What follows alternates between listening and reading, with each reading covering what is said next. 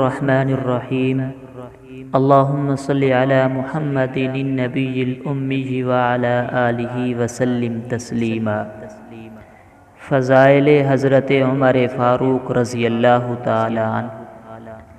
عن ابی امامۃ بن سہل بن حنیف انہ سمع ابا سعید الخدری یقول قال رسول اللہ صلی اللہ علیہ وسلم بین انا نائم رأیت الناس یعرضون علی وعلیہم قمص منها ما يبلغ الثدی ومنها ما دون ذلك وعرض علی عمر بن الخطاب وعلیہ قمیص یجره قالوا فما اولت ذلك یا رسول اللہ قال الدین۔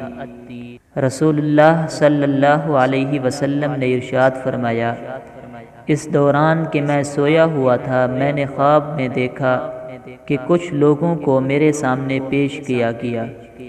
وہ قمیضیں پہنے ہوئے تھے جو مختلف لمبائی کی تھی، ان میں سے بعض کی تو صرف سینے تک تھیں اور بعض کی اس سے نیچے تک تھیں۔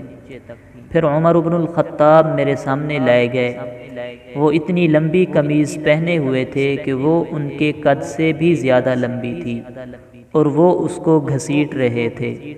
لوگوں نے پوچھا، اے اللہ کے رسول، آپ نے اس خواب کی کیا تعبیر کی؟ آپ صلی اللہ علیہ وسلم نے فرمایا، قمیض سے مراد دین ہے۔ مطلب یہ ہے کہ حضرت عمر پورے کے پورے دین میں ہیں۔ صحیح بخاری۔ اللہ پاک صحابہ کے نقش قدم کے اوپر چلنے کی توفیق عطا فرمائے۔